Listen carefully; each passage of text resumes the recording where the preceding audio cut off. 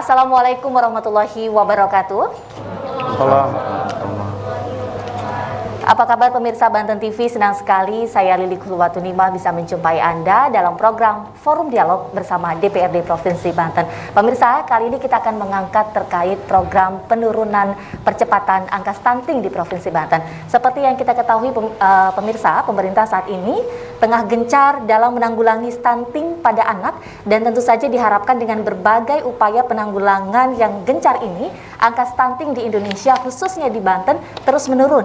Diketahui pemerintah Provinsi Banten mencatat data anak penderita stunting di tahun 2019 saja sebesar 23,4%, dan di tiap tahunnya akan terus ditekan hingga tahun 2024 Banten tidak ada zona merah stunting. Dan untuk membahas stunting ini kita sudah hadir sejumlah narasumber di studio. Tentu saja kita sapa terlebih dahulu Komisi 5 DPRD Provinsi Banten, Bapak Heri Handoko. Assalamualaikum Pak. Waalaikumsalam warahmatullahi. Apa kabar Pak? Baik, baik ya. Baik. Kemudian juga kita undang secara khusus Kepala DP3AKB Provinsi Banten, Ibu Siti Ma'aninina. Assalamualaikum Bu. Waalaikumsalam warahmatullahi wabarakatuh. Sehat selalu ya Bu ya? Alhamdulillah sehat. Alhamdulillah. Baik, dari masyarakat diwakili oleh tokoh pemuda, yakni Bapak Indayani. Assalamualaikum Pak Indah. Waalaikumsalam. Kabar baik? Alhamdulillah. Alhamdulillah. Baik, mengawali perbincangan kita langsung ke Pak Heri Handoko terlebih dahulu. Pak, bagaimana Bapak melihat kasus stunting di Banten? Seberapa urgen harus ditangani oleh pemerintah Provinsi Banten? Baik, terima kasih. Boleh buka masker? Boleh, saya juga buka. Silakan Pak. Baik, terima kasih. Saya kira stunting ini kan penting ya untuk ditangani. Karena kan stunting ini kan akibat gagal pertumbuhan ya, Bu Nina ya. Jadi dalam 1000 hari pertama pertumbuhan anak, nah ini gagal pertumbuhan. Nah, biasanya ini mengakibatkan karena kekurangan gizi ya, sehingga pertumbuhan anak itu menjadi lambat, atau kalau kata orang Serang itu pendek gitu ya. Ya. Nah, sedangkan di Banten sendiri berdasarkan data itu ada sekitar 298.000 sekian ya masyarakat stunting yang ada di Provinsi Banten, dan itu terbagi di 8 kabupaten kota. Nah, kalau kita melihat dari data itu, 4 kabupaten kota yang paling tinggi ya jumlah stuntingnya itu ada di Seragon. Jadi Kabupaten Serang, Kota Serang, Cilegon, Pandeglang, dan Lebak. Nah, terutama di Pandeglang dan Lebak ya yang paling tinggi 37, sekian persen. Nah, kalau di Tangerang Raya memang agak sedikit di bawah dari Seragon ya. Nah, ini menjadi persoalan tentunya di Banten dan umumnya di Indonesia ya. Karena Banten sendiri berdasarkan data itu menduduki peringkat kelima ya, Bu Nina ya, secara nasional. Ya. Berarti ini ada persoalan. Nah, kebanyakan ya kalau berdasarkan data yang kami peroleh, 50%-nya itu dari faktor ekonomi dan pengetahuan ya. Lalu 37% itu dari faktor, sebentar, datanya saya lihat. Ya, 50% tadi dari faktor ekonomi ya. Baik. Ekonomi dan pengetahuan seseorang terhadap stunting ya. Intinya pengetahuan lebih ke orang tua begitu ya. Nah, 37% itu dari pola asuh. Pola asuh. Nah, pola asuh anak berarti. Lalu 13%-nya ini dari penyakit penyerta, jadi penyakit bawaan mungkin. Nah, ini yang secara teknis nanti akan dijelaskan oleh Bu Nina. Nah, sedangkan kalau dukungan anggarannya, saya kira memang dukungan anggaran pemerintah kita masih kecil ya, Bu Nina ya. Terutama kalau tahun yang lalu itu masih ada di Dinas Kesehatan. Tadi ngobrol saya sedikit dengan Bu Nina, mungkin baru mulai 2023 ya, sudah mulai dianggarkan di DP3AKB atau mungkin di perubahan anggaran. Karena saya melihat anggaran di Dinas Kesehatan itu baru sekitar 500 sekian juta ya. Itu pun juga untuk penyuluhan dan lain-lain sebagainya. Nah, semua ini tidak bisa berjalan dengan baik apabila koordinasinya tidak dibangun antara pemerintah ya, baik itu pusat, provinsi maupun kabupaten kota. Ya. Karena kan provinsi ini kan tidak punya wilayah, kan wilayahnya ada di kabupaten kota. Jadi harus dibangun koordinasi yang baik antara pemerintah provinsi dan juga kabupaten kota. Nah, saya kira kalau ini bisa dibangun ya, koordinasi ini, support anggaran dan saling mendukung, insya Allah stunting di Banten akan menurun. Baik. Ya, ini harapan kita tentunya DPRD. Dan melakukan berbagai upaya, program penyuluhan ataupun tindakan-tindakan lainnya. Tetapi saya selalu menyampaikan dengan OPD terkait, jangan hanya kita menghabiskan anggaran untuk sosialisasi ataupun penyuluhan, tetapi tindakan lapangannya tidak diikuti dengan anggaran yang cukup. Gitu. Nah, ini yang saya kira kami DPRD dalam hal ini Komisi 5 akan support, akan mendukung penuh ya program untuk menurunkan stunting di Provinsi Banten. Mungkin itu dari saya. Baik. Terima kasih. Saya ke Bu Kadis. Bu, sebenarnya leading sektor yang memang ditugaskan hal ini untuk menangani stunting ada di BKKBN, begitu ya? Dari Presiden juga mengamanatkannya seperti itu. Tapi DP3AKB Provinsi Banten juga tentu punya kewenangan. Bagaimana nih Bu, langkah yang dilakukan oleh DP3AKB? Ya. Terima kasih ya. Biasanya yang nanya itu enak ya. Tinggal yang jawabnya ini ya. Tugas saya hanya bertanya, Ibu yang menjelaskan. Ya, baik. Kalau apa itu stunting? Ya, stunting menurut Perpres 72 tahun 2021 tentang percepatan penurunan stunting ya. Gangguan pertumbuhan dan perkembangan anak akibat kekurangan gizi kronis dan infeksi berulang yang ditandai dengan panjang atau tinggi badannya berada di bawah standar yang ditetapkan oleh menteri yang menyelenggarakan urusan pemerintahan di bidang kesehatan. Jadi kalau di kita di Dinas Kesehatan ya, kalau di pusat di Kementerian Kesehatan. Nah, Provinsi Banten pada tahun 2018 itu sebetulnya sudah mengeluarkan instruksi gubernur nomor 2 tahun 2018 tentang gerakan Banten eliminasi TBC dan cegah stunting. Itu memang berada di Dinas Kesehatan. Dan memang yang melakukan terkait dengan menentukan bahwa ini stunting juga di Dinas Kesehatan. Nah, diperkuat dengan Perpres 72 tahun 2021 ini dikeluarkanlah surat keputusan gubernur nomor 444.05 Cap 112 HUK 2002 tentang pembentukan tim percepatan penurunan stunting Provinsi Banten, karena TPPS ini amanat dari Perpres itu sendiri. Nah, di sana itu memang terjadi pembagian tugas. Artinya pemerintah pusat, pemerintah provinsi, kabupaten kota sampai tingkatan desa itu harus membentuk tim percepatan penurunan stunting. Nah, kalau sudah dibentuk, kalau provinsi pengarah gubernur, ketuanya adalah wakil gubernur kemarin, kalau sekarang mungkin turun ke Sekda. Nah, anggotanya juga melibatkan Forkopimda. Nah, kebetulan karena tugas pemerintah pusat itu larinya ke BKKBN, nah OPDKB kami itu adalah DP3. Kalau di kabupaten kota itu biasanya DKB P3A, ada juga DP3 KKB, sama juga. Bahkan di Kabupaten Tangerang tersendiri untuk urusan pengendalian penduduk dan KB-nya. Nah, peran-peran terkait dengan penanggulangan ataupun penurunan ya, percepatan penurunan angka stunting ini, ya untuk provinsi fokusnya di bagaimana mendorong kabupaten kota untuk melakukan dengan komitmennya ini percepatan dengan segera. Karena desa itu berada di wilayah kabupaten kota yang secara langsung pemantauannya juga oleh kabupaten kota.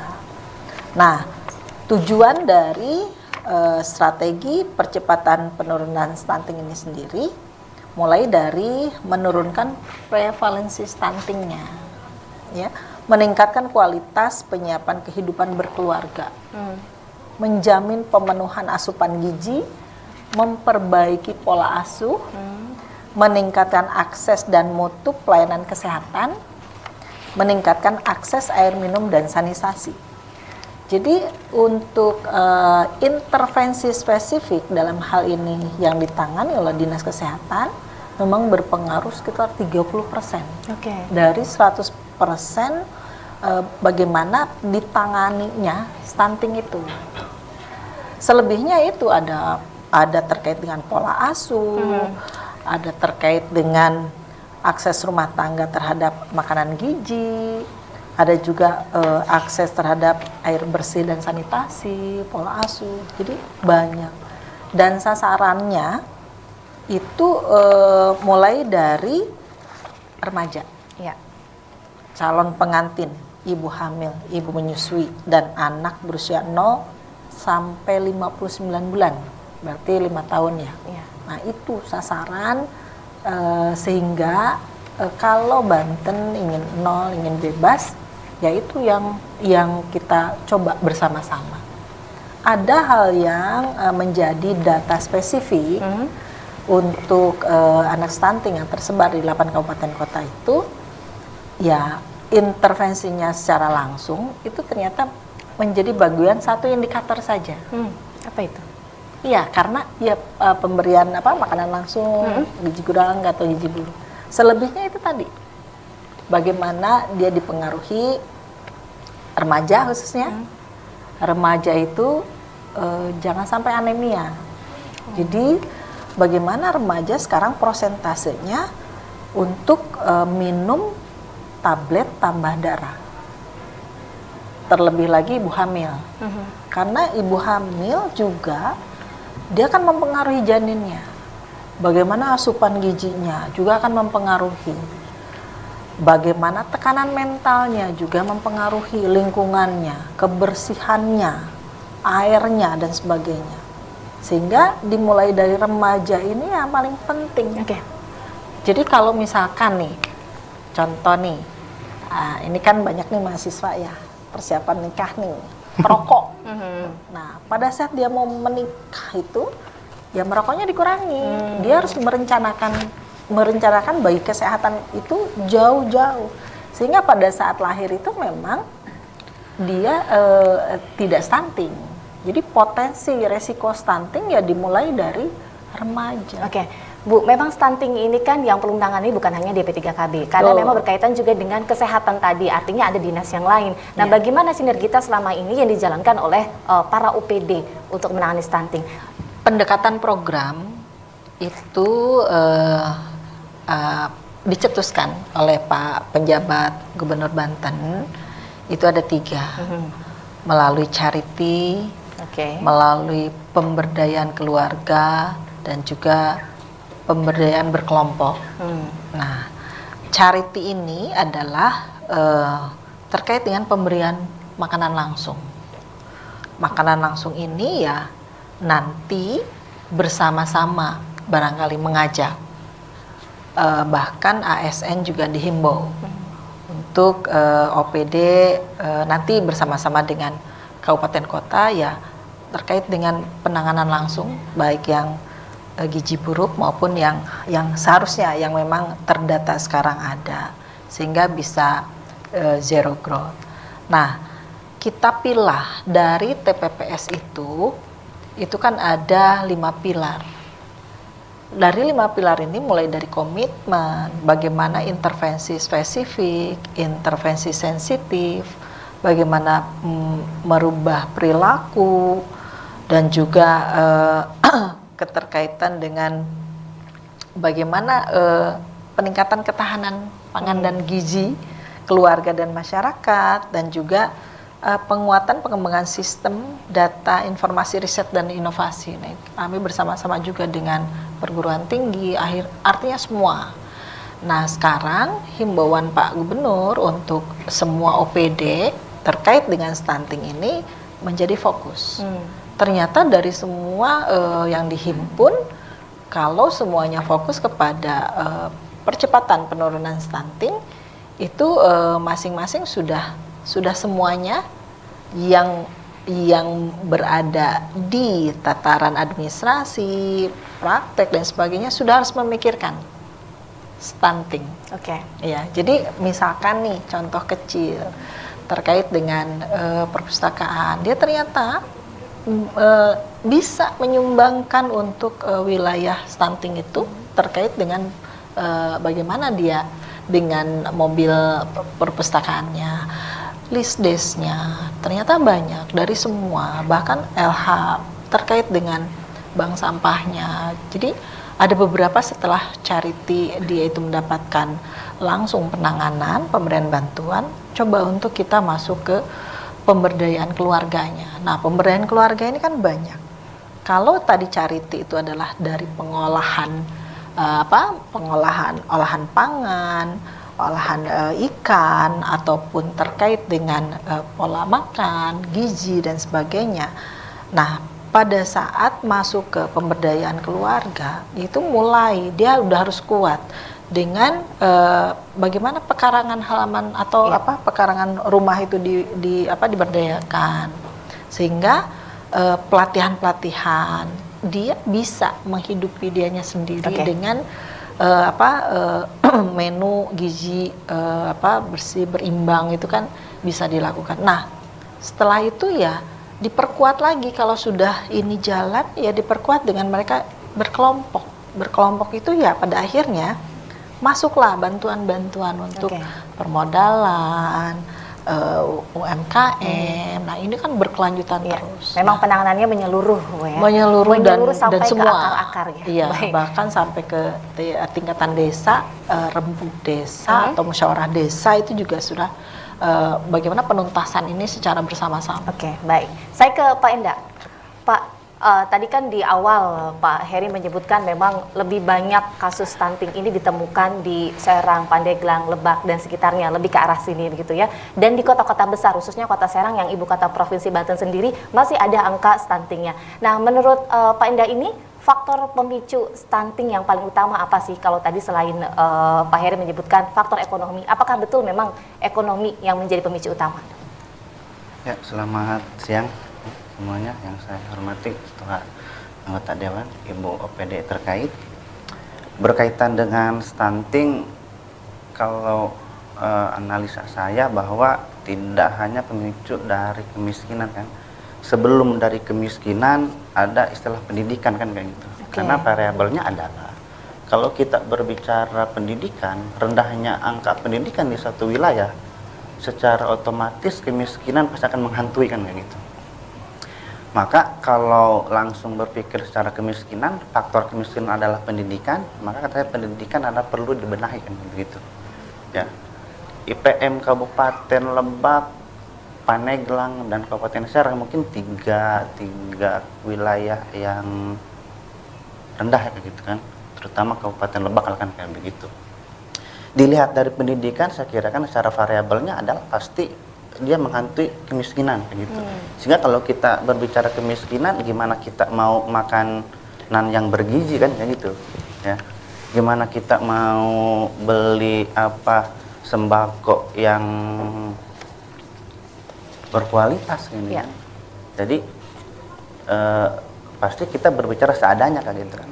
Apalagi kalau kita berbicara Provinsi Banten, 4 kota dan 4 kabupaten, wilayahnya agak sedikit luas, terutama Kabupaten Pandeglang yang berbatasan dengan Ujung Kulon misalnya gitu kan, agak sedikit kurang terjangkau kan kayak begitu. Ya, maka saya ada catatan dari beberapa himpunan jurnal kesehatan, apa sih faktor dari stunting itu? Ya, pertama adalah pemahaman terhadap pola asuh anak, terutama dari ibu lah ya, karena 80% anak itu ya sama ibu kan kayak gitu. Ya. Bapak juga Pak? Bapak 20% kayak gitu kan, itu ya. Lantas apa korelasinya kan kayak gitu harus dengan ibu, karena ibu pernah satu nyawa sama anak tentunya kan kayak begitu ya. Maka ada pola asuh, pola tindak sampai pola makan pun itu ibu sangat mempengaruhi kan kayak begitu ketimbang bapak kan kayak gitu kan. Terus apa perbedaan ibu yang di kota dan yang di kampung kan kayak gitu ini kan. Berdasarkan analisa bahwa kalau kita berbicara ibu yang di kota secara aspek sosial bahwa agak sedikit sibuk juga kalau ibu di kota kan kayak gitu. Betul Pak, sibuk. Sehingga anaknya dititipkan ke tempat penitipan anak kan kayak gitu. Yang kita tidak tahu pola asuhnya bagaimana, terutama pola makan yang bergizi kan kayak begitu. Ya. Terus di samping itu pula kalau kita berbicara di pusat Banten pesisir, misalkan di Pandeglang sampai ke Lebak sampai ke sana, iya tiap hari dia dengan ibu kan kayak begitu. Tapi angka kemiskinan agak sedikit tinggi kan kayak gitu kan, sehingga sulit juga dia untuk bagaimana membenahi pola makannya kan kayak gitu kan. Maka kata saya harus ada dorongan pemerintah yang serius dan kontinu untuk bagaimana program-program yang telah dijelaskan tadi oleh OPD terkait agar kontinu menyentuh secara menyeluruh kan kayak gitu ya. Berbicara adil ya kita berbicara ya keseluruhan ini kan kayak gitu. Itu yang pertama. Terus yang kedua faktornya adalah sanitasi yang buruk kayak gitu kan. Tadi mungkin sudah dijelaskan sama OPD terkait. Kadang-kadang kalau kita lihat khususnya di ibu kota ya Bu ya, khususnya di mana di Kota Serang ada satu wilayah yang cuci di situ kan. Betul. Airnya di situ kan kayak gitu. Terus apalagi mandinya di situ. Jadi agak sedikit sulit kita untuk bagaimana merubah pola pikir masyarakat semacam kayak gitu kan. Maka kata saya perlu adanya stimulus dari pemerintah, terus adanya dorongan dari DPRD untuk segera mengatasi hal itu ya. Okay. Nah, yang terakhir jauhnya fasilitas kesehatan. Ya. Saya mengibaratkan ada ibu yang melahirkan masih pakai tandu kan kayak gitu, kesegelap gitu kan. Terus ada lagi orang yang di pusat di pinggiran provinsi Banten, kalau dia mau berobat harus ke pusat Banten gitu kan. Itu kan proses perjalanan sekitar 4 atau 5 jam gitu kan. Begitu. Makanya kata saya solusinya adalah ada tindakan dari pemerintah untuk segera melengkapi sarana prasarana kesehatan khususnya di daerah-daerah kayak gitu kan. Kalau perlu setiap puskesmas dia harus sudah lengkap kan semuanya kayak gitu. Sehingga para warga yang sekiranya membutuhkan kesehatan tidak mesti harus ke pusat kota kan kayak begitu ya. Oke. Baik, kita sudah bisa menangkap ya. Artinya tadi pendidikan atau pengetahuan dari orang tua, kemudian juga tadi terkait jauhnya fasilitas kesehatan dan lain sebagainya. Pak Heri mungkin bisa menanggapi. Pak Heri yang langsung berkecimpung di tengah masyarakat, menyerap aspirasi masyarakat. Bagaimana? Apakah memang fasilitas kesehatan di tengah masyarakat itu jauh diakses? Baik. Kalau untuk masyarakat selatan, ya, memang agak sedikit jauh ya. Makanya memang kami DPRD dengan pemerintah daerah terus berupaya untuk mendekatkan akses pelayanan kesehatan itu ke daerah selatan. Kita membangun rumah sakit Cilograng. Nah, kalau rumah sakit Cilograng ini kan mungkin seluruh masyarakat Banten tidak semuanya tahu Cilograng itu ada di mana letaknya.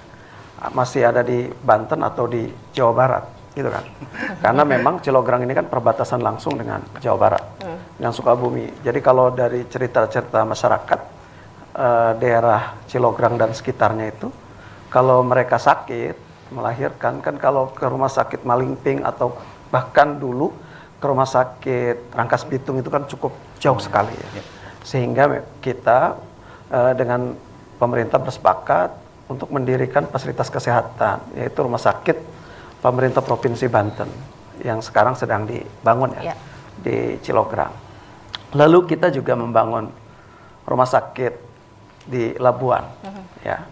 Kita membangun rumah sakit di Labuan supaya masyarakat Pandeglang ujung selatan ya sama juga bisa dilayani secara kesehatannya.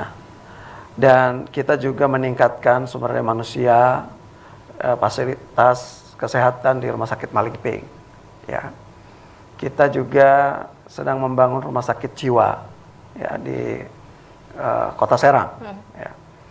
Jadi kami peduli dengan kesehatan karena sesungguhnya pemerintahan yang lalu ya, gubernur yang lalu kan pelayanan kesehatan gratis itu kan janji pemerintah sebenarnya. Nah makanya dengan janji atau visi misinya gubernur ataupun wakil gubernur ini, maka karena memang tidak bisa secara langsung janji itu terpenuhi, maka kami bersepakat agar meningkatkan pelayanan kesehatan. Nah, jadi karena kita melihat data tadi yang disampaikan Endai tadi juga ya, bahwasannya memang data itu tidak bisa kita pungkiri karena 50% itu kan secara ekonomi dan pengetahuan.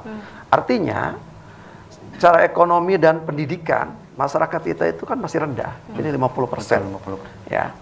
Nah, maka kita juga ya 2017 itu kan sudah mulai ya peduli dengan pendidikan sehingga menggratiskan sekolah-sekolah yang menjadi kewenangan pemerintah Provinsi Banten ya.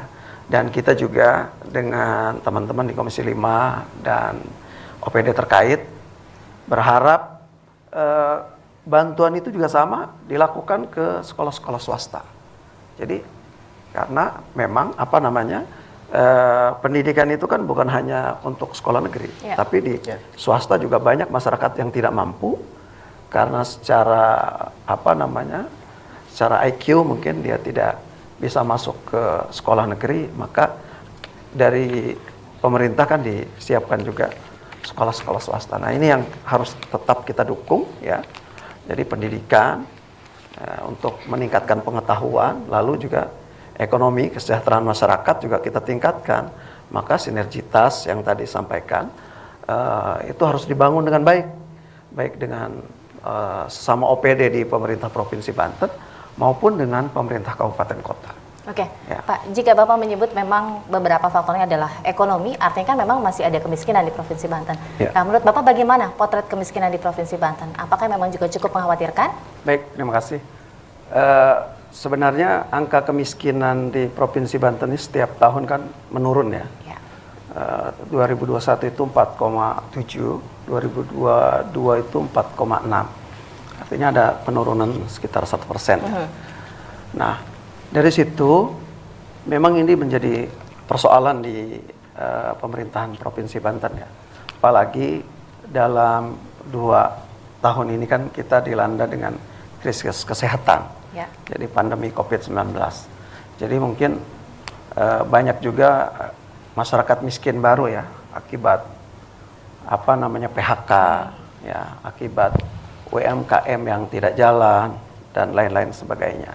Nah, saya kira faktor ekonomi ini bisa kita tingkatkan ya apabila memang terciptanya pemerintahan yang bersih gitu ya. Pemerintahan yang baik, good governance ya.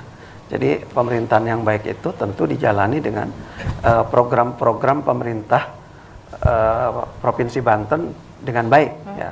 Baik itu tentang infrastruktur tadi.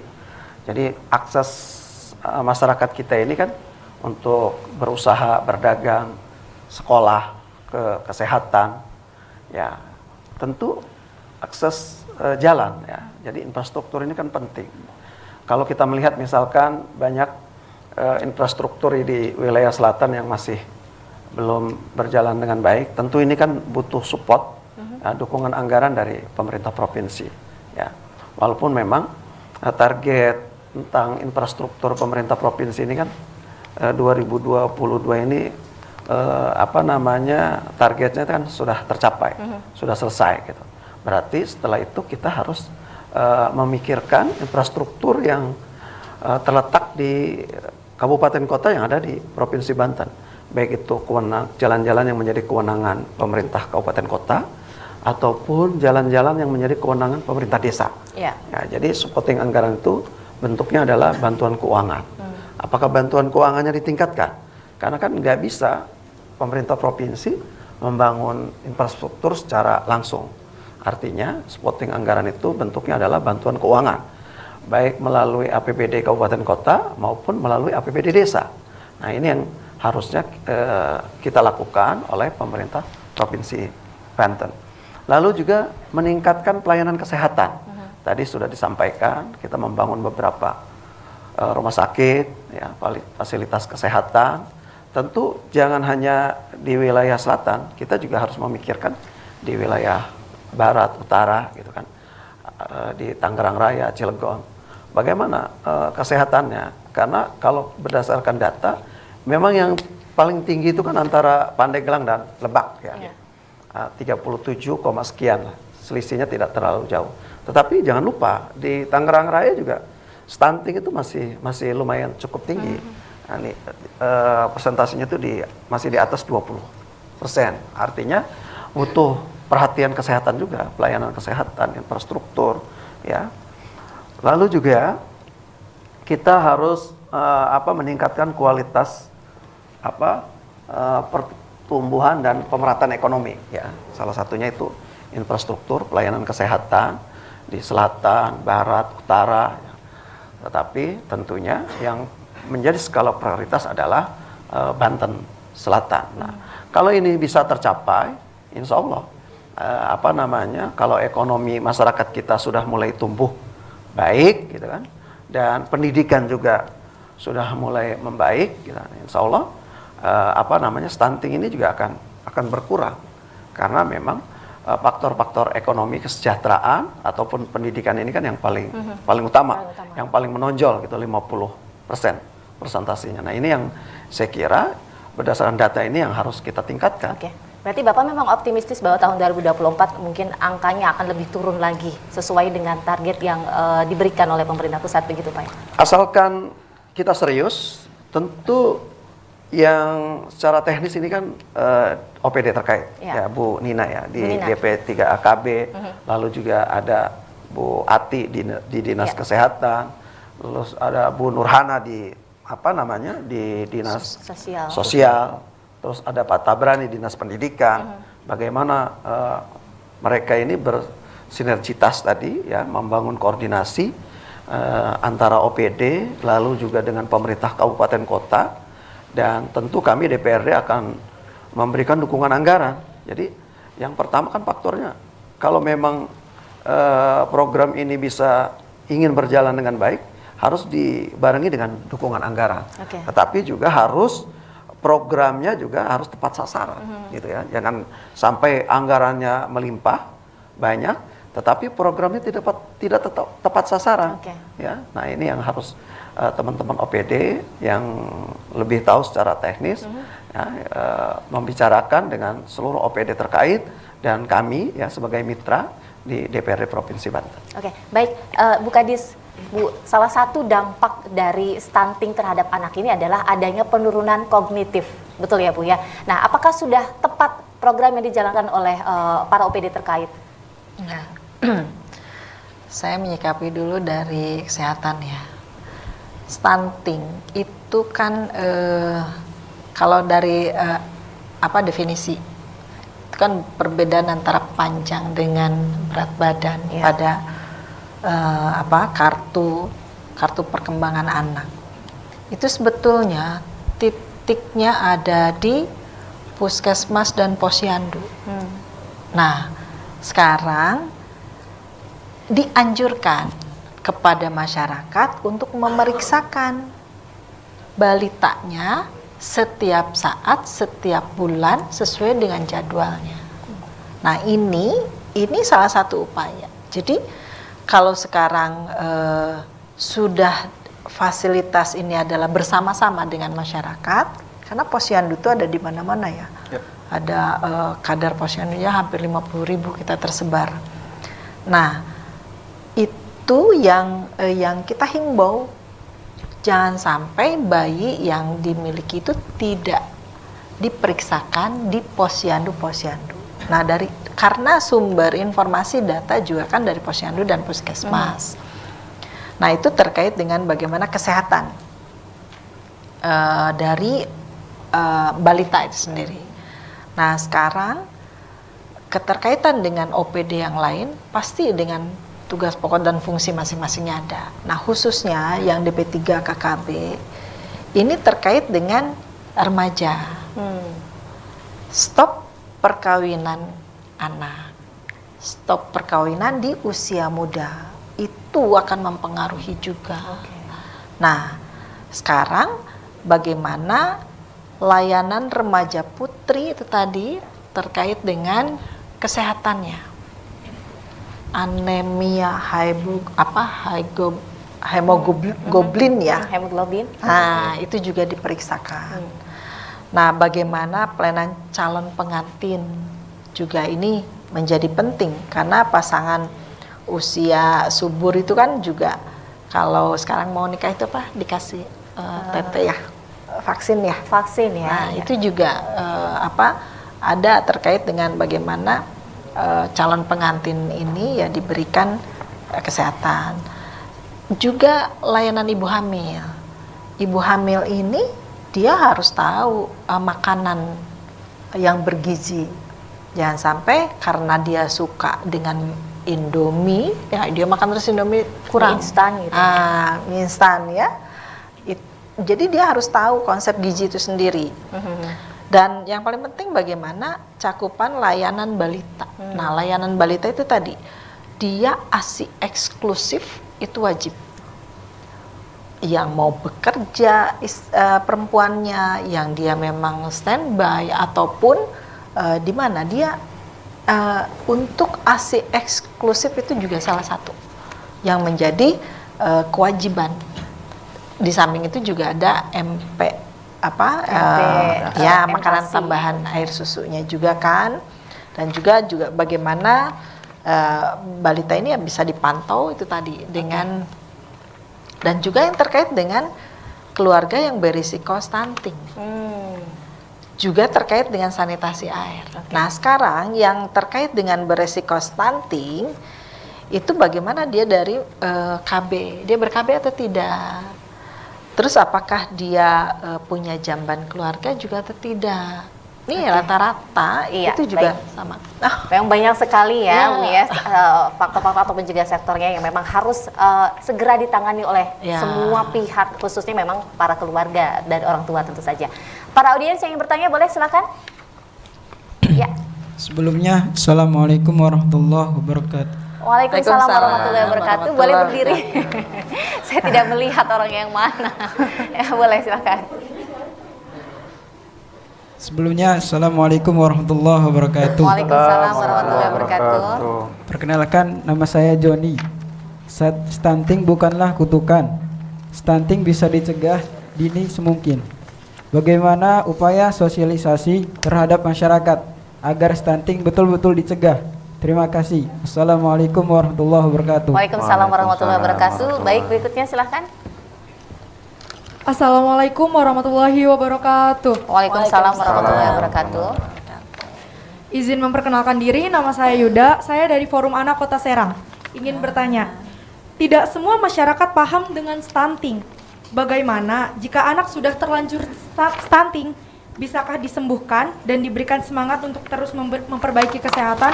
Terima kasih. Wassalamualaikum warahmatullahi wabarakatuh. Waalaikumsalam warahmatullahi wabarakatuh. Terakhir boleh. Assalamualaikum warahmatullahi wabarakatuh. Waalaikumsalam warahmatullahi Izin memperkenalkan diri, nama saya Nashwa, saya dari Forum Anak Kota Serang. Izin bertanya, bagaimana cara mendeteksi bahwa balita atau anak tersebut stunting?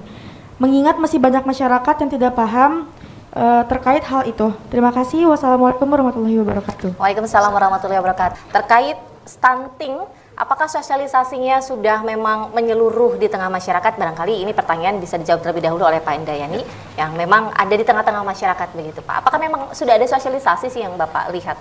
Terkait dengan sosialisasi stunting memang ada, tapi memang masih belum menyeluruh kan kayak begitu ya.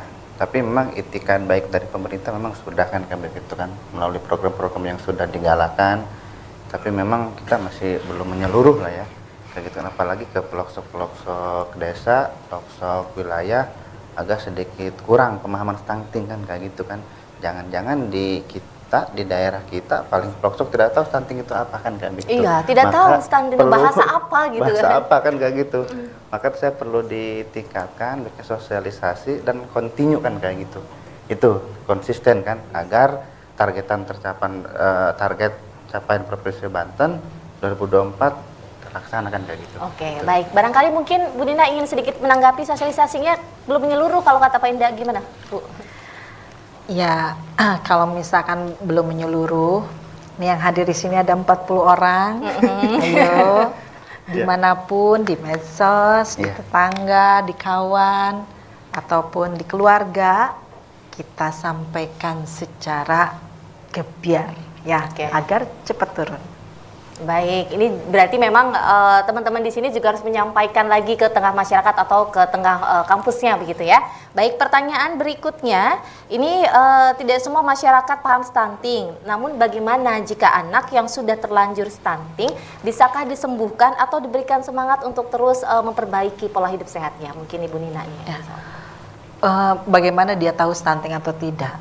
Itu bayi harus diperiksakan di posyandu, ya.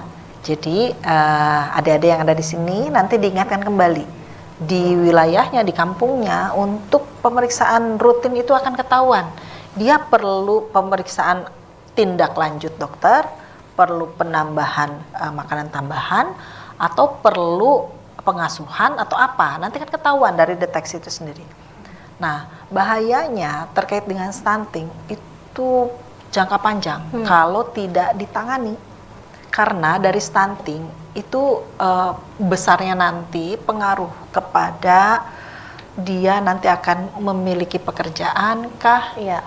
Dia akan bisa berpikir kreatif kah? Dia akan bisa menciptakan inovasi bagi dirinya untuk pekerjaan. Nah, itu sangat panjang. Sehingga yang namanya stunting itu harus terus diintervensi. Jadi kalau sudah 5 tahun itu juga tetap pola gizinya harus ada. Jadi dia harus bisa memilih. Kalau makanan sehatnya tahu, tempe, sayur, bayam itu menjadi menunya untuk gizi, ya tinggalkan tadi mie instan dan lain sebagainya. Kalau misalkan ada terkait dengan menu-menu resep yang keseimbangan gizi berimbang, ya jangan disamakan nasi goreng yang umur 2 tahun dengan ibunya, dengan bapaknya, dengan neneknya sekaligus. Jadi jadi harus ditanganinya ya dari hulu sampai hilir. Dari mulai remaja, calon pengantin, ibu hamil, ya sampai dengan anak itu sendiri. Karena kalau terjadi panjang ceritanya, akibatnya juga. Karena sudah ada penelitian bagaimana anak stunting ini pengaruhnya ke pekerjaan yang udah besar, bagaimana ke kesehatan, bagaimana ke kehidupan, bagaimana ke reproduksinya dan sebagainya. Jadi ya salah satunya sekarang untuk menentaskannya itu ya dari hulu ke hilir ya bersama-sama semua. Oke, kalau yang sudah terlanjur stunting? Itu harus tetap dia jaga pola makannya, kebersihannya, dan juga yang mempengaruhi mulai sanitasinya, apakah dia pemeriksaan itu kurang darah, ataukah jadi tetap dia mengikuti pola yang sudah ada. Makanya ini dari hulu ke hilir ini menjadi bagian pada saat kita mencoba untuk menolkan. Tapi yang sudah ada gimana? Ya yang sudah ada ya kita jalani. Dan kalau bisa ini lingkungan itu berpengaruh. Kan tidak semua stunting dalam satu wilayah. Tapi kalau ada stunting satu wilayah, bareng-bareng ada tetangga, ada rukun tetangga ataupun di sana yang bisa bareng-bareng untuk menangani dari aspek partisipasi masyarakatnya. Jadi ya dunia usaha semuanya ataupun masyarakat itu sendiri ya bareng-bareng. Kalau kan tidak semua dalam satu lingkungan itu sekian puluh stunting kan pasti kita bertanya, pasti ada beberapa. Nah, beberapa itulah partisipasi masyarakatnya ya untuk bisa bersama-sama juga menangani itu pasti kalau semua bergerak mudah-mudahan cepat. Amin. Target 2024 mungkin bisa ke 0 lah. Amin. Baik, Pak Heri mungkin menambahkan upaya pemahaman di tengah masyarakat agar masyarakat ini paham tentang stunting. Mungkin menjawab pertanyaan terakhir tadi juga. Ya. Silakan Pak. Baik, terima kasih.